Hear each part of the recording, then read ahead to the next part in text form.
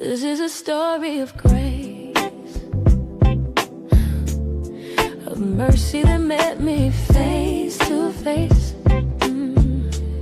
By the blood of the Lamb, I'm standing free. And I'm here for another Jay's Morning Coffee. And that's just truth, right? Man. They cannot live. Welcome to the table. The Holy Spirit knows what He does. What God can do when you let Him move. Faith over fear, joy in the pain. This is Testimony Fridays in Jesus' name.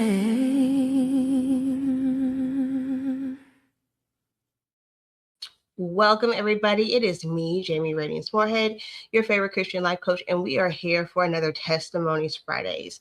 Today, yes, I'm super excited. We have been trying to get this interview for a very long time, it feels like, and we just keep on crossing paths. He is my brother in Christ and also one of my podcast panel friends, and so we have had lots of banter between each other. So I'm going to bring him in. How are you doing? I am well. How are you? I am good. I'm good. You guys, this is Jarrod, as known as Lit, and I'm going to let him introduce himself. Good evening, ladies and gentlemen. My name is Jarrod, and I also go by the name of Lost in Translation Podcast, which is the name of my show. And I'm so glad Jamie gave me an opportunity today to talk to you guys. And like she said earlier, we have been planning this for quite some time, but sometimes the schedules don't always line up. But I think God's timing is always perfect. And I think that this interview has taken on a different tone since the last time we've talked. So this is going to be very good. So once again, I want to thank you for allowing me to be your guest for a change this time. I know, right? But I appreciate your time, and because I know you're busy. And so I'm excited to see what God has done and to hear your story. So I'm ready. You know what I'm saying? Go ahead and start telling us your story. You know, the rules: go as far back as the Holy Spirit leads you, Right. and as close up as He leads you. Right. Well, here's the thing. I'm going to give a little bit of background of what made me who I am. I guess I better start with my grandparents. My grandparents on both sides were very heavily into the church. So church was a normal thing for us. And ever since I've been little, I have always been into the church. My grandparents on my mother's side is where I spent most of my formative years, because we actually lived next door to the church. So there was no excuses about not being able to go to church, you know. And my dad was a deacon at the church. My mom was a deaconess. So, of course, you know, they wanted us to experience God for ourselves. So they really didn't beat us over the head. But I really took a liking to my grandmother, because she would always give me scriptures like all the time. And I can always remember them because we spent a lot of time with her. So I kind of feel like she was the one who really grounded me in scripture to take that with me. My mom used to fix my lunchbox, so I used to take, you know, my lunch to school, but my grandmother fixed my spirit and sent me out. Bars. I love that. Everybody in my life has went into creating the individual that you see. And I really do appreciate each one of them, because they have had an instrumental part of who I am and what I'm doing now. Like I said, my root is in the church, and that's how I grew up. Now, how I came to be, how this whole thing began, because I told you I had a background in music. I was about 5 years old, and I used to watch cartoons all the time. And there was this one cartoon that came on. There was this little crab that was dancing across the piano, and he was playing the boogie woogie. I was like, I like that. So, so one day we went to a Bible study, and of course they had an old piano in the back. So of course, you know, I'm still remembering what the little crab was playing. So I played it by ear. And I think it kind of shocked a lot of people. That was like, this little guy really can play the piano. And my dad was like, yeah, he get that honest. because my dad was a radio announcer. So of course I'm always surrounded by music. So Right. he kept a whole bunch of records around. So I was exposed to a lot of music and a lot of gospel because he was a gospel radio announcer as well as Oh, yes. So as well as other things, and he was not shocked. As a long time ago, a friend of his, before I was born, said I was going to be musically inclined. So I spent my whole life trying to figure out exactly how that was going to work out. But needless to say, at 5 years old, I got in trouble for playing the boogie woogie in church. oh, Yeah, because they told me I shouldn't be doing that. You know what I mean? And I'm like, why not? It's music. You know what I'm saying? It makes you feel good, that type of thing. So, of course, music has always been my best friend from 5 years old until now. And my dad, after that, he probably bought a piano a little bit shortly after that. And after that, of course, he, wanted me to, play the right way. So he hooked me up with this piano teacher, this Black German piano teacher named Mr. McDonald. He kind of puts me in the mind frame of James Brown. He had the same hairdo, same build, same sound. He smoked these old cigarettes in his house, and you know, and it was kind of dusty and all the time. You know what I mean? Because I don't yeah. remember him having a wife, so he was just by himself. And he taught me how to play the piano classically. And the very first musical song that I ever learned was Moonlight Sonata in D. And to me, that was the hardest thing I have ever done in my life as a little person. You know what I mean? So how old were Everybody you? else, You were 5? no, I was probably about 7 or 8. Oh yeah, you were still a little person. Yeah. You were one of them little people. I'm sorry, go ahead. Yeah. So Mr. McDonald, he really drove into me to play the scales, and he wanted me to teach me how to read music. And of course, I had other piano teachers before that, but Mr. McDonald was the one who stood out because he was different. Mm, He wanted me to understand what music was and what the root of music was and where it came from. Now, a lot of times music is classic because it's old, but at the same time it has movement, it has soul, and it has depth, that type of thing. So that's what he really wanted me. He wanted me to feel the music. okay. Everybody else just wanted me to play the scales, but he really wanted me to feel the Mhm. music, because if you feel it, you play it a whole lot differently. You radiate that energy from you from that experience. So I Right. think that's what he really wanted me to do. So a little bit after that, um, my training with Mr. McDonald was complete, because once I learned how to play classical music and how to read, so I'm good.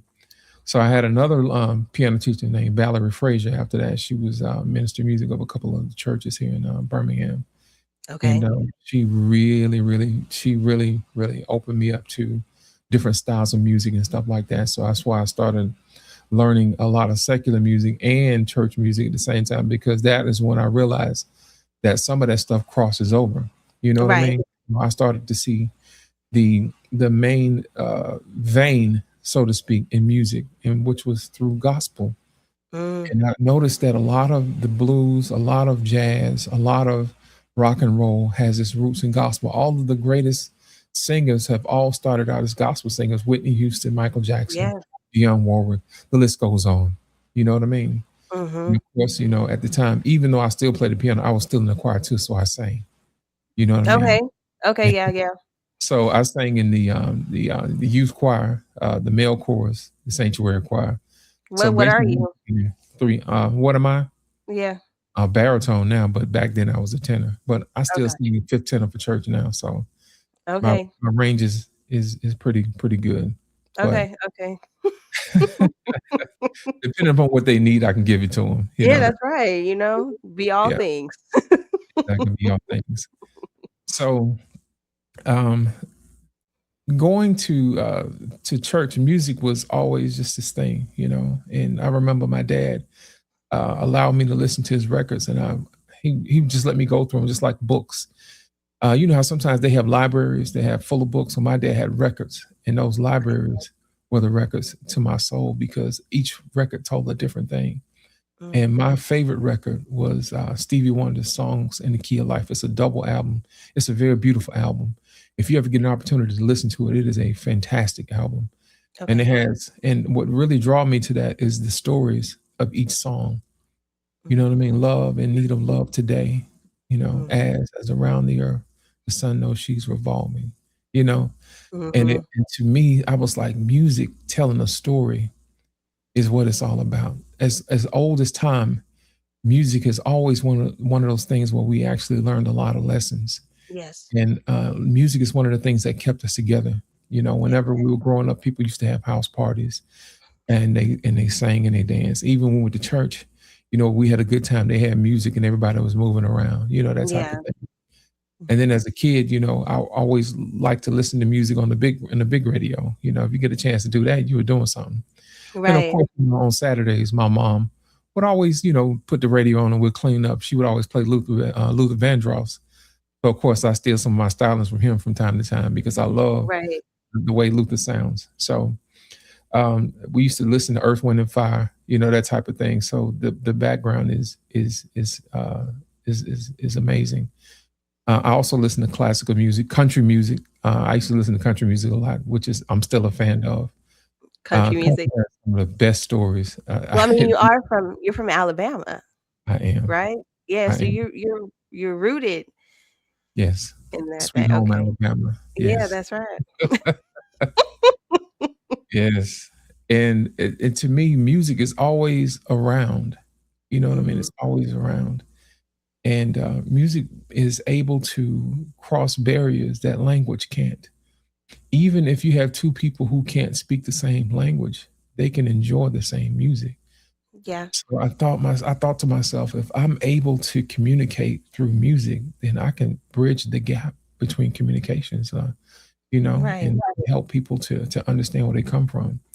And it is a very difficult thing to do, is to take the song out of your head and bring it Mm, back to real life, to reproduce it. And sometimes you get what you get out of your head, and then sometimes you find those little happy accidents, which I find every day that I make music I didn't intend on making. No, like, thank you, God, for directing me. You know what I'm saying? So yeah. it's one of those things. So I grew up, I played football, of course, and I was in the band at the same time. So you played football. What Yes. position did you play? All 4 years? I played 3 of the years. My last year I didn't play because Okay. I messed my head up. So I didn't. My mom wouldn't let me play anymore after that. I cracked my Mm. skull because I kept tearing up my helmets. I was hitting too hard. So you know how that go. Oh, But I always had yeah. my brain to rely on and music to rely on. So sports taught me how to go through the pain.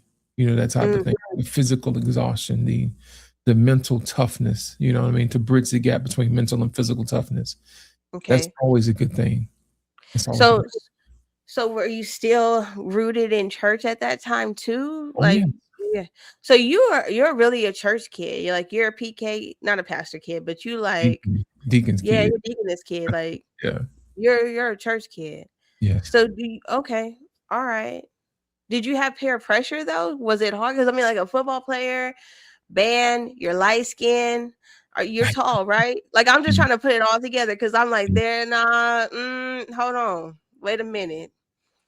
It, Now, I will say this: there's a lot of pressure when you are the biggest kid and you're the oldest kid. I'm the oldest of three oh, brothers, including myself. And when you're the leader, people mm, look up to you. And that's a conversation I had with my dad a long time ago. You're the oldest.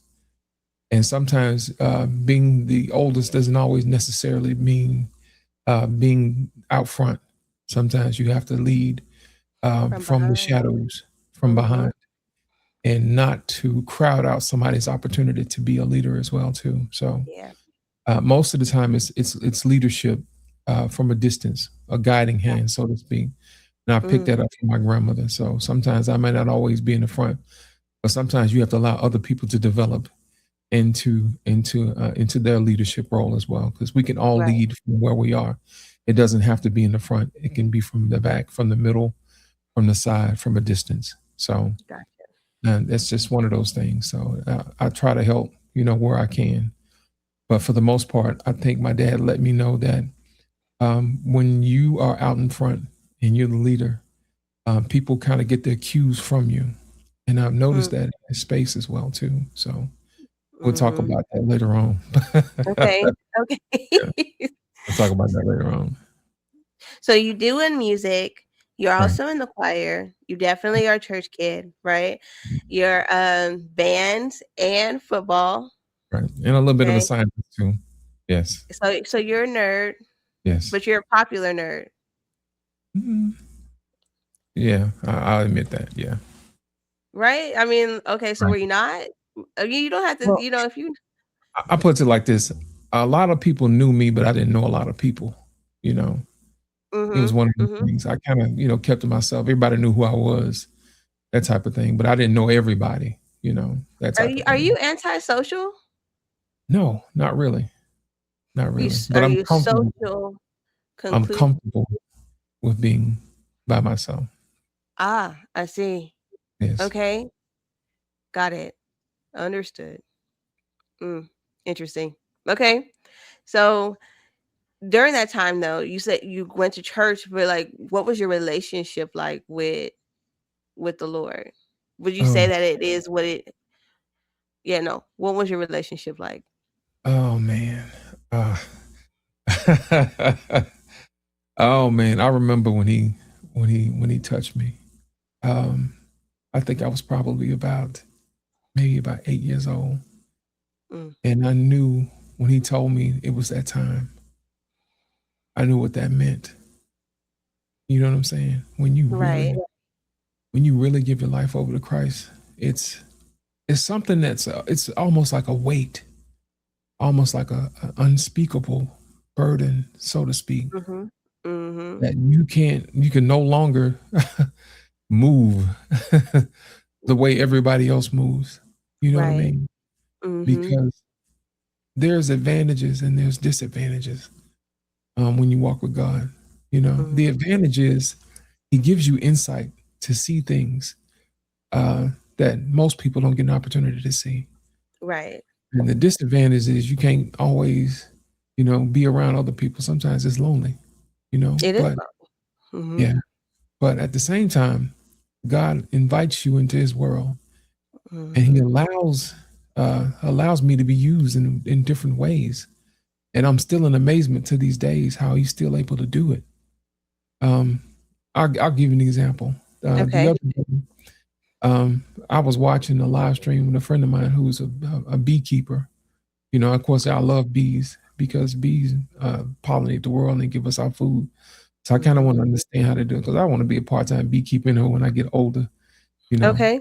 And what happened was there's a friend of mine named Hattie B, and she was on a live stream, and some kind of way it got restricted because somebody reported as being dangerous. I'm like, she in a beekeeper suit, you know what I mean? So at What? that moment, yes. So at that moment, what I did was I said, you know what, I'm gonna do something nice for somebody. So what I did was I made a song for her, and Mhm.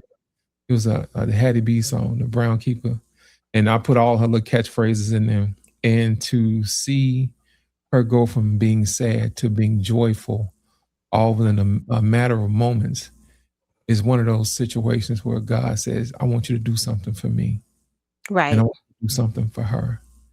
And it brought her so much joy. And I was like, you know what? I see what you did, God. I appreciate it. Mhm. He allowed me to use my skill to bring joy to somebody when they needed it the most. So those are some of those little miracles that he uses me from time to time. I don't always broadcast it, but those who are around me know, Right. they know. I agree. So you met Jesus well, I would say would you say you accepted the call at 8? Yeah. But I Do knew you feel what like it you was. fully huh? I knew what it was. Oh, you did at 8. Yes. I knew exactly what it was. Interesting. Are you allowed to say it? Are you allowed to say what it is? Um, as far as being an agent, so to speak, you Okay. know what I mean? And I'm like, hold on, let me make sure I tell the audience this. I'm not everybody. I don't like there's like Christianity that where everybody feels like they have to announce what their job responsibility is in the body of Christ. And then there's like, when you have a real relationship with God, you know that you are really just supposed to stay servant, because your role can change for whatever he decides to use you for in that moment. And so I just wanted to make sure I explained that, because people are like, well, why can't he say it? Well, you don't have to be honest, when you really understand what it means to be a servant, or what it means to accept the call. So, okay, that's why I asked him, are you allowed to say it? Because I'm just I just say it because he says I can. Yeah. Because other people need to hear this, because sometimes there's a mysticism to Christianity that sometimes people don't always understand. I think this is an opportunity to explain to them exactly what happens. In this particular situation, he knows that I'm obedient, so he'll use you. You know what I mean? He don't always call the qualified. Sometimes he qualifies the called. Being 8 years old, I don't know anything, but he knows that I'm obedient. Right. So he can trust me, So him putting me where he needed me was a blueprint. I've always been able to spot patterns. Like, why did you put me in this particular family at this particular time? And I understood why. Because my grandmother was wise. My grandfather was wise, but my grandmother was the one who was vocal, and he knew I would listen to her. You know what I mean? So she was very, very active in the church, and she knew her Bible backwards and forwards, and she would give it to me in a way that I could understand it.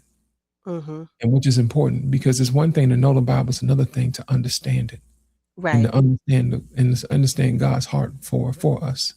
So at an early age, she used to tell me all the time, she said, you look like a big old fine preacher. I know you're going to be one day. And I'm like, listen, I don't know about that one, but I probably did minister music or something like that. But, so you're, why would you say just a minister of music?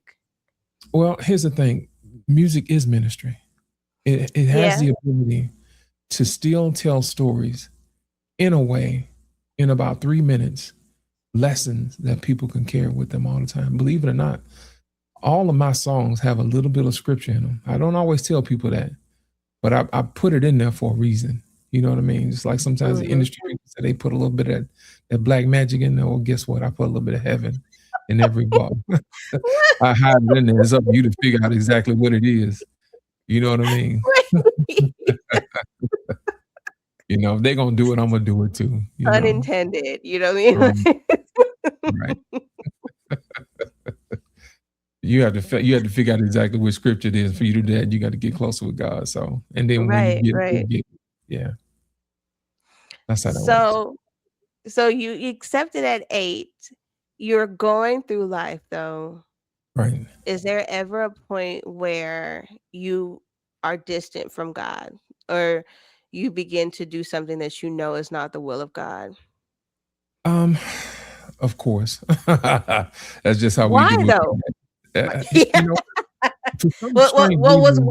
Walk us to there though. Walk us to like, for some strange reason we feel like he can't see us, and we always stray. You know what I mean? Nobody's perfect, especially not me. We've always getting into trouble. Because you being a boy, you're gonna get into trouble. You know what I'm saying? That's what you do. You try to stretch your boundaries and find out what you can and what you can't do. That's a boy thing, I think. It is. Cause like so I teach, right? And so I've had, my ones are the boys, you know what I mean? Like, if I say don't do it, why are we doing it? To try and see what's going to happen when you do it. That doesn't make logical sense. You know what I'm saying? So, but it does. It makes sense to them, because they're like, well, we're going to test your gangster, and they mess around and they find out real quick. Right. They want to know where the boundary is, They want to know as far as they can go. Yeah. They want to know where as far I said it was. What are you playing with? This is right where it is. What are you playing with? Oh my goodness. I'm not here to be your friend. I'm not not your little friend. I say that to them. Right. We used to be that all the time. I'm not your friend. You I'm know. not your little friend. We're not friends. I'm not here for you to like me. Mhm. Right. I'm Right. here for you to learn and how to be good men and be men of your word. But okay, so lead us up to what caused you to test the boundaries. You know the Um, Lord, you know the word, you got wisdom, you got wise counsel around you. yeah. Um, Okay. the thing And about it is that you can only go so far. Um, even though peer pressure is one of those things where you feel like you want to be accepted by your peers, mm-hmm, it's another thing for you to be the head of your peers. You know, it's different. It's different. Everybody looks up to you. You know what I mean? mm-hmm. So when they want to do wrong, they look at you like, is it okay to do wrong? Like, maybe this one time we're gonna do it no more. You know, that type of thing. And after that, it's like, no, we're gonna do that no more. After we didn't test our boundaries, like, no, we're not gonna do that no more. We get in trouble. So, you know, I kept a lot of people out of trouble, believe it or not. I didn't lead them to trouble. I got them out of trouble, a lot of trouble. But you did say trouble was okay sometimes. Yeah. Because I'm Okay. putting it like this. The reason why I say trouble is okay sometimes is because sometimes people need to see that God is there, even Mhm. in the time of trouble. And if they see you in trouble and they see God pull you from trouble, then they can trust God. And Right. as long as you can do that, you can always point to that and say, hey, look, if God can get me when I'm in this trouble, then I can go out and do what I want to do. You can explore the world, you know, that type of thing. You can be Mhm. the creator that you are made to be. You know, you can expound your boundaries. You know, even the Bible said, no matter where you are, I'm going to be there. You know, Right. I will leave you and never forsake you. You know, Do you think that you were bored? am I bored? No, did you think that when you were decided that it was okay to do something that you were bored? I would just say, like, No. do you think you weren't bored? You know, I'm just saying because No. sometimes you get when you do everything right, it gets kind of like eh. You know what I mean? Like when I say eh, it's like like I do the right thing all the time. You know what I'm saying? Yeah, Like, yeah. Some of that's adventure though, and I think everybody has a little bit of adventure in them. Yeah, do you? everybody's got a little Do bit of you? adventure in them. Yes. Okay. All right. So so so would you say that there was it just when you were younger, or was there like a pivotal moment that happened that made you, I'm asking you. Yeah. There's always The okay. moment. Let's huh? The moment. Yeah. The moment Yeah. from where you are living for God because you know it's the right thing to do, to Right. where it's like, no, I really have to submit to this will and this lifestyle that goes along with it because he's not playing with me. You know what I mean? Like, so there's that moment that Yeah. everybody has to be like, hey, you know, sorry, God, really, really sorry. Okay, so I ain't gonna tell the whole story, but I'm gonna tell part of the story. okay, okay. Real Yeah. sorry. Real Yeah. sorry, bro. I'm so sorry. We'll leave the juicy parts out. We'll talk about it off camera. Listen, Okay. uh, a friend of mine, and we shall not name any names, but he's pretty famous now. We were Okay. coming back from a late night session where we was actually doing a set at this club, and it was raining. You know what I mean? And of course, Mhm. you know, I was driving, and we got off an exit. We couldn't see, so the car started skidding, and we skidded off the embankment, man. And we just kept going and kept going and kept going, and the grass was wet. You know what I'm saying? I was like, oh Mhm. yeah, we ain't gonna do this no more. You know what I'm saying? Were y'all So drunk? I don't remember. I don't remember. I'll put it So to you like you were lit in a different we were way. lit for real. You know, we were lit for real. But I can remember looking over. He said, "Man, I'm gonna drink this apple juice." And we I literally saw my eyes flash before my life right then and there. You know what I'm saying? Mm. Mhm. Like, Mhm. yeah, we ain't gonna do this no more. So that And so was that that is was that yeah. wait, how Because old were you then? I was probably maybe 21, somewhere in that neighborhood. 21. Yeah. Gotcha. Yeah. Gotcha. So 21, you had that Yeah. moment. Yeah. Okay. You know, like, yeah, man, we might not want to do that no more. You know what I mean? It's raining and everything. So yeah. Yeah. Okay. Okay, got it. So then this moment happens, and then what? What gets us here now? Like what gets us to this point before I start like going into my question for you? What gets us to the point of complete surrender where you're like, okay, I'm not doing this anymore, but what happened? Well, after that, in the middle of me skidding across this grass, I'm like, Lord, if you let me live. You bargained? The bargain. Because I didn't want to have to explain this to my mama. You know what I'm saying? I didn't want to explain it to my grandmother. I'm like, Lord, if you just let me live, let us live, you know. And now that the other person I was with, they had family members and stuff that they, you know, would have been mad if something had to happen to both of us, you know. You always see those stories about where people were in freak accidents and one person doesn't make it. You know what I mean? Yeah. So I really didn't want to have that on my hands. You see what I'm saying? Because I had to realize it's serious now. Not just for me, but for somebody whose loved one who's in my care, in my stead. You know what I'm saying? Right. So being the leader that I am, I was like, let me pray real quick. You know, a prayer. If I can't do nothing else, I know how to send up a prayer. Right. And that car did not tear up. All we did was just slid across the grass and it came to a gentle stop.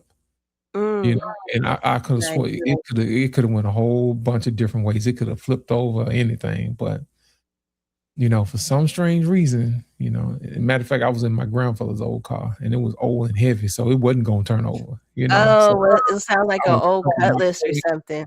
Yeah, I was covered by prayers and Ford. You know what I'm saying? People don't know nothing about them type of cars, though. I'm telling you, that car wasn't leaving the ground. You know what I mean? So it's just one of them things. But once you get to that point, it was like, okay, I made a deal. I guess I better stick to it. You know what I mean? That type of thing. So I've been sticking to it ever since. Okay. You know why? Because obedience is better than sacrifice. Oh yeah, for sure. Yeah. You know, I tell you, I say that all the time. Obedience is better than sacrifice. Yeah. And that's where they came from. Right. Because I don't think people really understand. I don't think they understand it until they are disobey and that you see the consequences, right? Absolutely. You know, and then you're like, oh, so, but see, people, sometimes people don't equate the consequences to their disobedience. There's always a cost. I know, but they don't equate that. They don't put the two and two together. So sometimes they stay in trouble for longer than they'd have to if they would just go ahead and surrender, repent, and then obey. You know what I mean? So I just, there's definitely consequence to you not doing what you're supposed to do. So you don't want to grieve the Holy Spirit too much. You know what I'm saying? So what? You remember he killed somebody? You know, I think about, I just, you know, like God did not play, and I feel like people play with him, and even the Holy Spirit when he was initiating the church or initiating how this would work in Acts, he didn't play. Right. Absolutely. He was like, oh no, this is not just any type of spirit. This is the Holy Spirit, and you're not going to play in my face. Like, and I think that people just don't. They're not there yet. Understand the wrath of God. I don't really think they grasp it. No. And you know what's so crazy about the wrath of God is really father-like. Because you know when you make your parents angry, how they'll be like, okay, so you want to play? Right? And then you I can show you around and when I found can out. you. Yes. And then so now you're like, I think I understand. They're like, no. This is what you wanted. This is what you wanted. So then you get all the smoke. So you get a whooping. You got to sit. You got to do standards. You know, like you get the full. Even if it looked like you understood what was happening, they're going to make sure that you understand. And if you have siblings and they laugh, they're in trouble too. Exactly. Yeah. Yeah. So if you do something outside of the will of God and there's people around you that's also children of God and they let you do it and they just watch and encourage you, Well, oh, everybody they get it. get it too. Everybody get it. One do for all. My dad, I'm gonna It's get you for real, all and new. real father like. But Real I father like. understand now. Yeah, I'm gonna get you Yeah. for all and new. I'm gonna get you for the stuff I don't know about. That thought that you had, Yeah, I know that you had it, yeah. So It's funny. here's my As kids, we don't realize that we are our parents, clones. So they know how we think. And for some strange reason, we don't understand that. And we just think we can get away with so much and we can't. That is no. hilarious to me. What, that people do that? Yes. You know doggone well what your Mm, kids gonna do. And kids don't understand that their parents already know what they're gonna do before they do it. that's But they true. do it anyway. Yeah, they do.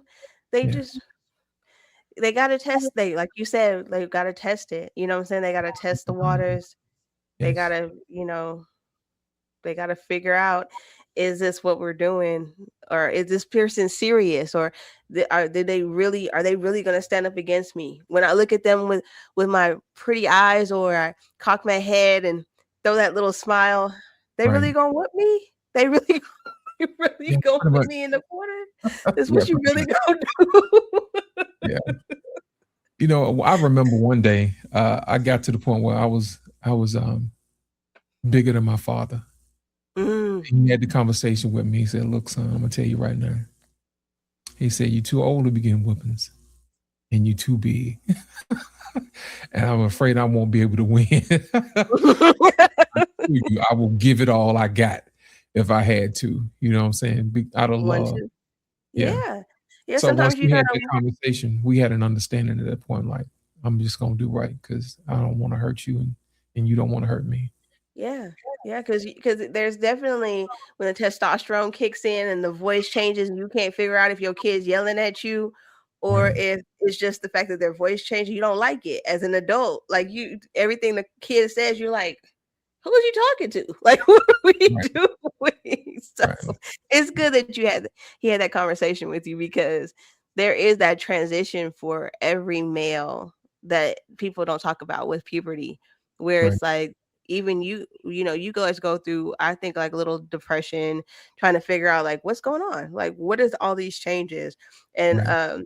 because men don't have advocates in that area, Right. normally it's interpreted as you being disrespectful, Right. or those type of things. So I'm glad your dad did that. That's real sweet Yeah, of because you him. I think. understand when you transition from a boy to a man, you now have a power that you're not used to yet. Mm-hmm. And that's the same way with God. Sometimes when He gives you things, you are Mm. responsible for a power that you don't necessarily know what you're dealing with. Oh yeah, yeah, yeah. You And know, he'll pull back. He'll pull it back when he sees that you you don't know, get it. He'll definitely go, not ready yet. You know what I mean? Like, so, all right. So here's my question. My first question is: you built a platform that engages culture head on instead of retreating from it. How do you stay spiritually grounded while navigating spaces that aren't always aligned with your faith? that's an easy one. I look for where people are, meet them where they are. That type of What is thing. what does that mean? Can you elaborate on that? Like, we say that there's different interpretations of what that means. I feel like we have been lost in translation with what Mhm. that actually really means, is to meet somebody where that, what does that look like? Well, basically, my whole platform is basically leaning toward the listening side more than the Mm, talking side. Because the listening side, you're listening for what they know and what they don't know, how they okay. feel and why they feel it. And that also gains empathy. And you'll understand exactly where they come from, because it's hard to hold a grudge against somebody if you know exactly where they came from. So with Mm, my platform, I practice making sure that you're active listening and you pay attention and you paint their story that they have by listening into your mind. And okay. so you can see the things that they're not telling you, and to Mm-hmm. listen to the things that they're telling you. Basically having a three-dimensional conversation with their physical, their spiritual, and their mental man, because we're all made up of three different parts, to be honest, just like God. And if we actually talk to each one of them tells a different story. You know, your physical body tells a different story from your spiritual, and your spiritual story tells a different story from your mind. So Right. that's the main reason why I focus on listening more. What do you believe that, what do you think the average conversation consists of? What parts of that three-dimensional do you feel that the average conversation? Believe it or not, it's more spiritual, but people don't realize it. What Oh, they explain do, that to me. they cover it up with physical things. Like, say, for Mm, instance, if a guy feels like he's not inadequate or something like that, he'll go out and buy a car. That's a physical thing, but it is also a manifestation of loneliness, of where his mhm. spirit looks for connection. So he looks to purchase connection, by attracting someone through physicality, through coveting. Oh, I see You what you're know? saying. So you Yes, feel like the conversations that we have in this world are spiritual, but people do not understand that it's spiritual, so it's manifested with physical things. correct. It's always Okay. spirit. Yeah. Okay. I got And you. then sometimes there's examples where it's mental. Sometimes your spirit can be fine. Sometimes your body can be fine, but sometimes you can lose your mind. You're just like, why is this happening to me? Mhm. Mhm. That type of thing. Why does all the bad things in life happen to me and only me? You know what I'm Right. saying? That type of Right. thing. I So, think I got an example for this. So today there's a little boy, and the other teacher was like, "Okay, well, we're about to do worksheets." And he started to sulk. So she goes, "Why are you looking like that?" Like literally like that. That's I'm sorry, I'm just laughing because she doesn't talk to them like they're little. She talks to them, like, no, we're not playing any of these baby talk situations. So why are you looking like he looked at her. Now, what I love about this is we believe that you be honest, right? Be completely honest about how you feel. He goes, "I'm really tired of learning today. Like, I'm really tired of learning." right. I looked at him like, "Bro, I cannot believe you said that." Out of the mouths of babes, Yeah. So she was like, "Really? Really? Are you tired?" So she hands her the paper. She's like, "Sometimes I'm tired of teaching, but I still got to do it. So here's your paper. Go about your business." He gets up, he walks to the table, and he begins to, like, so that's where the physical part comes in. He begins to ball up to you know, try to crumple up the paper. So I'm sitting there, and my norm is to be like, "Hey, don't do that." But I mean, I think I understood where he was coming from because I was tired too. I was like, Right. "Listen, there's some days where this is just exhausting at this point, like all the time." But that was a teaching moment. So I had to go back and be like, "Hey, look, I know, blah blah. Let's just identify it. You're really genuinely tired. Now you're angry. So you went from tired to being angry because now you don't feel like you're being honest yielded any benefit." Right. My point is, don't stop being honest though. You're not gonna always get what you think you should for telling the truth. And so he was like, "Oh, Yeah, this sometimes is you're in trouble so." with the truth. Yeah. I said, "Sometimes the truth will get you in trouble, like Yes. straight up, and that's okay." But I just thought about the spiritual part of it, watching him. He was honest, but then they started to manifest where like he was like balling that thing up, and I just let him have his moment just a little bit. If he would have made it into a ball, then I'd be like, "Hey, hey, hey." All right. You having a little bit too much fun, son. Sometimes you got to give kids some wins. Give them a little Yeah. bit. You don't want to crush them all the way. You know. So, but yeah, they just to identify that the conversations are spiritual because then she was on it. She's like, "I don't feel like doing this either, Right. but I'm here." You know what I'm saying? And so we're gonna do our work today. Right. That's what we're gonna do. Um, okay, so here's my other question. It says, through Lost in Translation, you focus on communication and clarity, which we kind of touched on. In your opinion, where are most lost in translation right now as believers? So we were talking about just people in the world. I want to know about believers trying to engage in modern culture. Well, the thing about it is they make modern culture look so fun, and as as little kids in Christ, we don't want to be left out. You know what I'm saying? So we always want to do what the other kids do, so to speak. Mm-hmm. And we are quickly reminded you cannot do what the other kids do. Ever. You know what I mean? So you got to find some other way to entertain yourself, which we do. It's hard because you don't want to be left out. But I think that's how the Right. rest of the world is, and I think that's probably the reason why the world is in the situation that it is from time to time. Sometimes it's really bad, but for the most part, the world is really really good if you look for it. If you look for the good, it's there. You know, it's really there. So, okay, so do you believe, or what do you think that, I'll make sure I word this right, that the church has a problem with being able to discern? Here's the thing: the church does a good job with administering doctrine, but the practical portion of it, I think, is lacking. I'll give an example. I'll use your example with the little kid. He was frustrated. He was tired.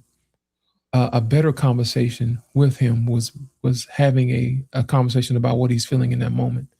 Mm-hmm. And you would sit down and ask him, say, hey, look, I understand you don't want to do your homework, but let me ask you this question. How are you feeling right now? What does that feel like? Are you exhausted? Are you frustrated? Did you have enough? Did you have enough snack or whatever? You know what I mean? It could be anything that could be causing the frustration. Yeah. I know we don't always have enough time to explain to Right. people who go through the range of emotions and why they're going through it. I think that it is that opportunity for us to really dive into why we feel the way we feel. And Mm-hmm. once we do that, we can get a better understanding of who we are and where we are in that particular moment. So when we're put in other situations, we'll know exactly how to handle that particular moment. But since we don't address it then and there, it carries over into something else. And then it carries over to something else until adulthood. And it never really gets fixed. You'll get grown adults who lash out at their partners for no reason because nobody talked to them about how are you feeling in this particular moment. And with that, it allows us not to, if we don't address it, we miss an opportunity to actually teach them how to regulate themselves and to make sure they don't associate certain things with something else. You don't offshoot your emotions on something else rather than you dealing with it internally and understanding why you deal with it. So I think that is the main issue of what I'm trying to do now is to make sure you understand what emotions are you feeling and how you deal with it. I'll give you an example. Okay. When me and my brothers used to get into it all the time, and it used to make me mad. And every time I used to get mad, I used to feel this heat come over my body, which was anger and rage. You know what I'm saying? That type of thing. And I wanted to lash out and just beat them up, and like, yeah, I won. You know what I'm saying? And I had a conversation with my father one day. He said, you can't do that. Why? Why can't I do it? I'm just like, He said, hey, nobody's going to have sympathy for you if somebody does something and you lash back because you're the bigger one. And the world does not favor the bigger kids. They always look at them as the bully. Even though you may be saving somebody else, the world always looks at the bigger kid as the bully. You know what I mean? And these people, you'll make enemies from people you didn't plan on. Right. So in other words, he told me to use diplomacy whenever possible. And physical violence is a last resort. And that's only used to protect. So that's one of those things, the conversations that I have.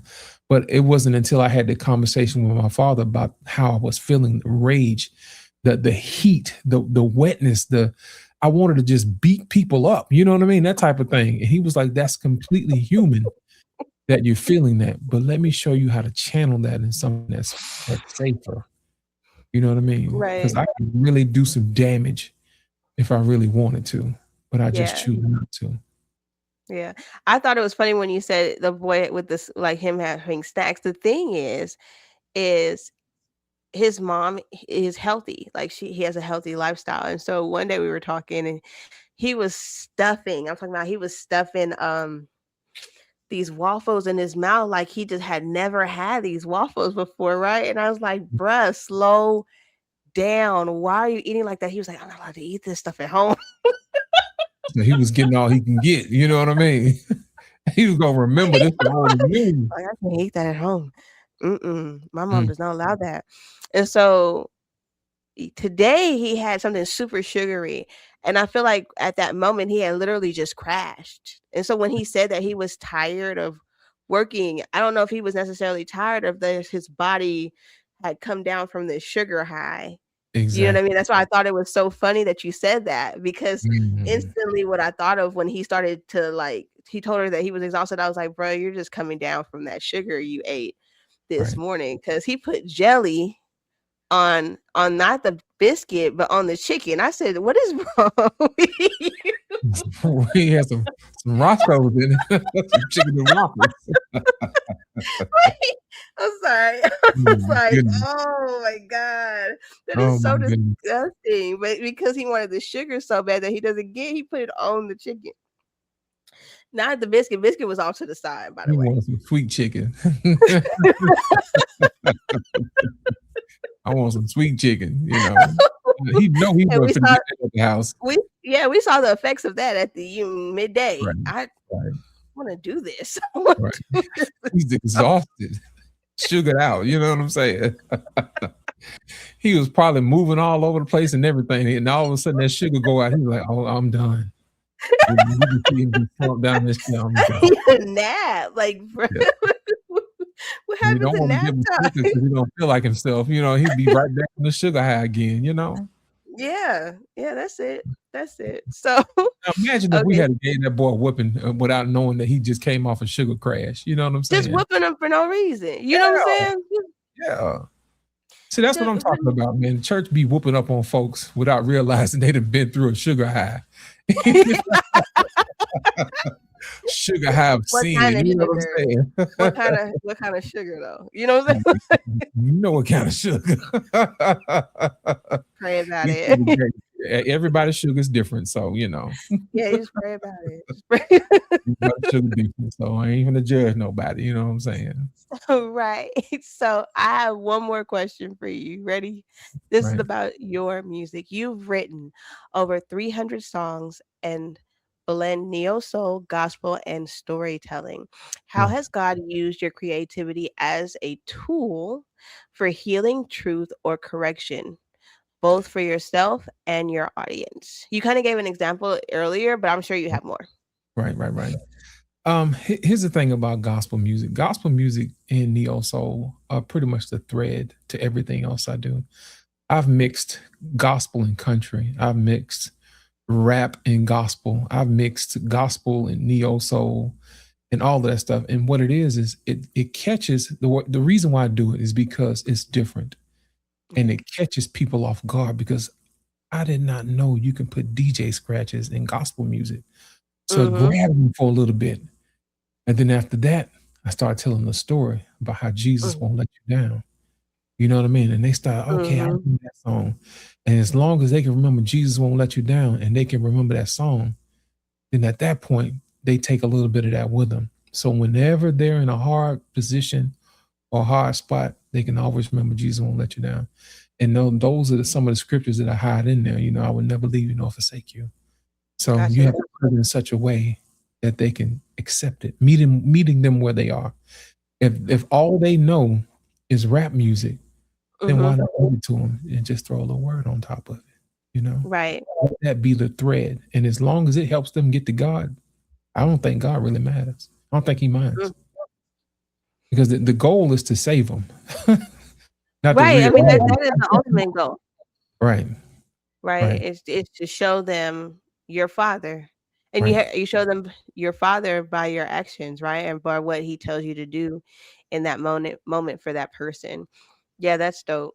That's dope. Okay, Absolutely. so is there any part of your story that you feel right now that you want to tell because it could possibly help somebody or save somebody, or even somebody that, grew up in the church and they, been outside? I will tell And, you this. okay. I will tell you this to give you a surprising fact about me and how I came to be in these spaces. Believe it or not, I was a moderator for probably the most controversial person who's probably ever been in this space.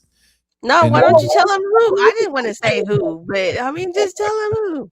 I was a moderator for Kevin Samuels for a long time, you know, Yeah.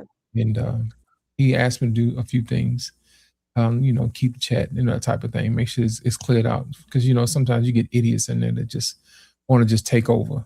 You know what I mean? So as long as we keep the chat clean, he can do what he needs to do. But Mm-hmm. what people don't realize is that Kevin was really into ministry. You know what I mean? He really wanted to put families and stuff back together.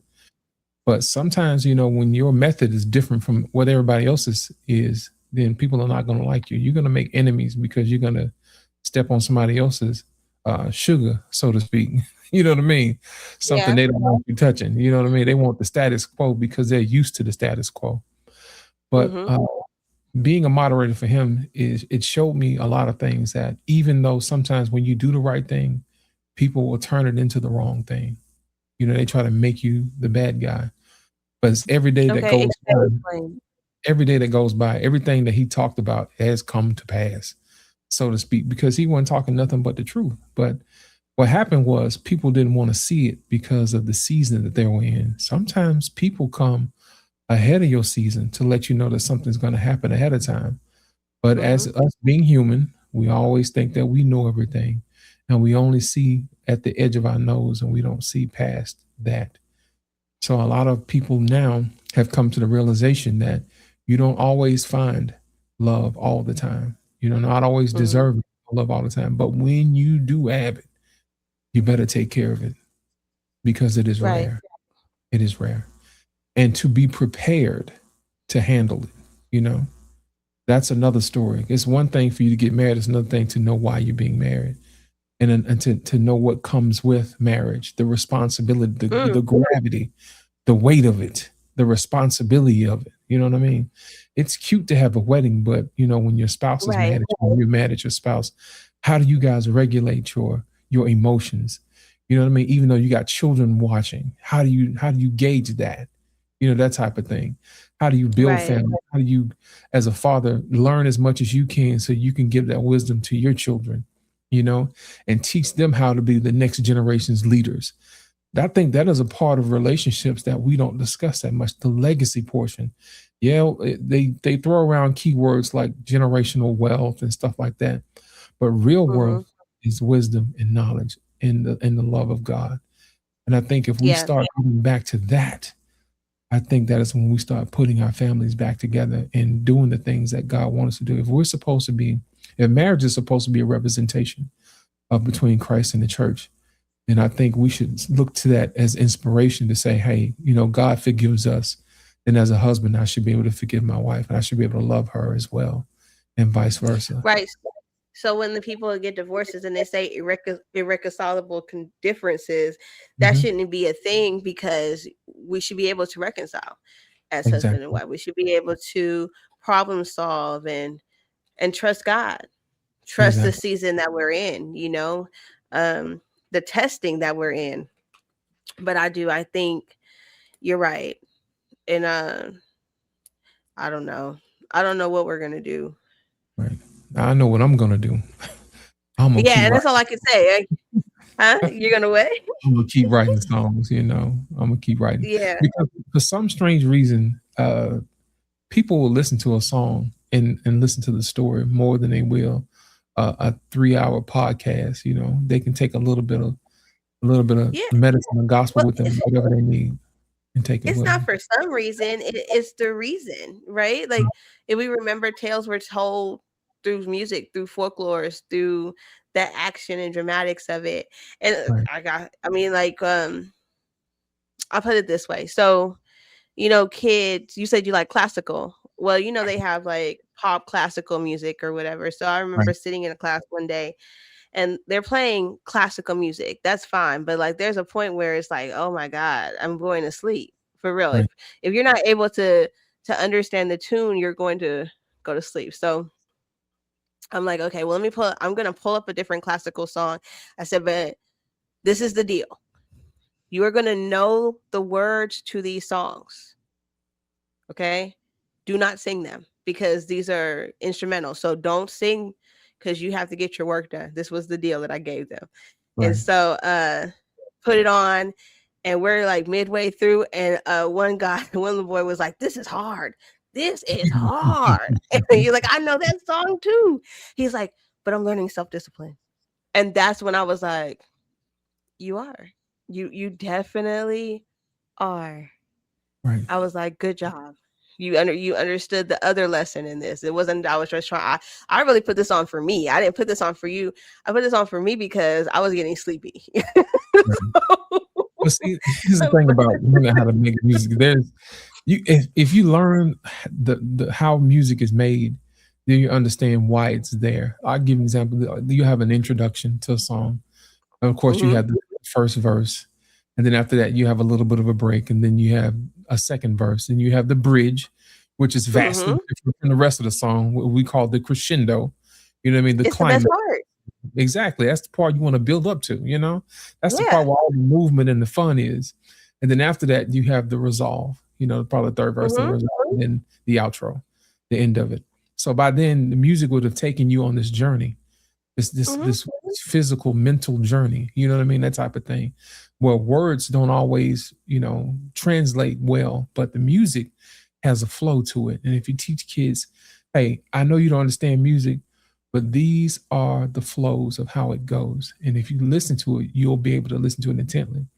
And I always write my music in such a way where it starts off soft in the beginning.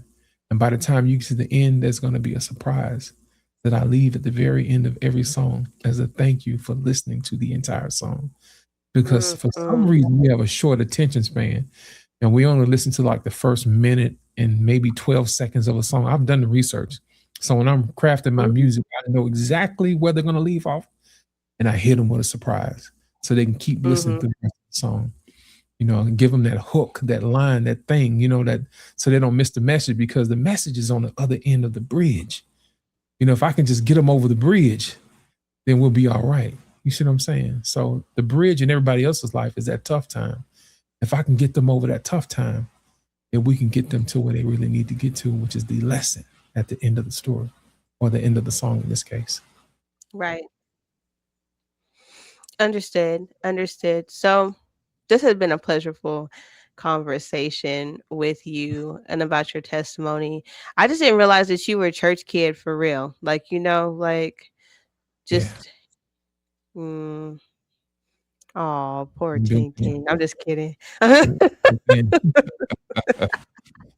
It's baked in, it's kind of hard to hide it sometimes, but, people are watching. I'll give you an example too. Believe it or not, in this space, until I started mentioning God, a lot of people didn't mention him. And all of a sudden, you start seeing people start mentioning it. And all of a sudden, shows like tonight's conversation, they have people now who are boldly talking about Christ and how these people are doing. So they're moving in a different way. Before, people kind of got exhausted because they really weren't getting the answers that they needed to make the adjustments. So after they started seeing somebody like me saying it's okay to talk about Christ, then they started a little bit more and a little bit more and a little bit more. So peer pressure is a thing. It does work in reverse. You see what I'm saying? Sometimes people pressure folks into doing bad stuff, but sometimes we can pressure people into doing good stuff too, whether they like it or not. So I just noticed that ever since I started doing that, I've been noticing a lot of people have been freely speaking about Christ and the right thing to do.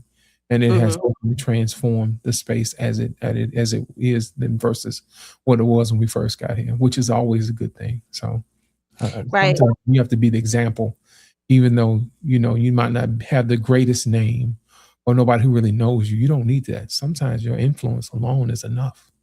Right. And I I'm just agree. grateful that the space is moving to a more productive area. You think people are going to listen, or do you think it's going to take a little while for them to understand what's being said? Well, people are one of those things where they want to believe it when they see it. So I think once they Hmm. start seeing a lot of people getting married, which I have been seeing lately, like all of my homies are now getting married. You know what I'm saying? I'm like the last one, but I'm working on one. So you know how that go. But at Hmm. the end of the day, eventually peer pressure works in a good way too. Nobody wants to be alone or the last person standing holding the bag. You know what I mean? You want to get your stuff together. You know what I mean? So Right. that's what you got to do. But you got to work on the inside first. Outside, it takes care of itself, but on the inside, who are you? You know, I think that's the main thing that people want to know is that spiritual aspect. Have you cleaned up your spiritual house on the inside? Because that's Hmm. what God comes to dwell. And I think if they've already done the work, then they can recognize God in you if you cleaned up the inside of your own heart. Right. I agree. I agree. Okay, because I mean, yeah, I think that's good. We'll just end right there so that we could uh don't add anything to it. Okay, so I thank you Thank you. for coming in and giving your testimony and sharing how you came to Christ and what it's like to be a believer in these spaces and places. And so I'm going. Oh wait, tell people how to follow you. You know what? You guys can find me on YouTube under Lost in Translation podcast. You'll see my face, and also you can find me on TikTok as well and Instagram. Basically, those three places. That's where you can find me. And I would Okay. tell you to go to Facebook, but I rarely go over there. All the Oh, happenings on this side of town, so that's where the although work is done over here.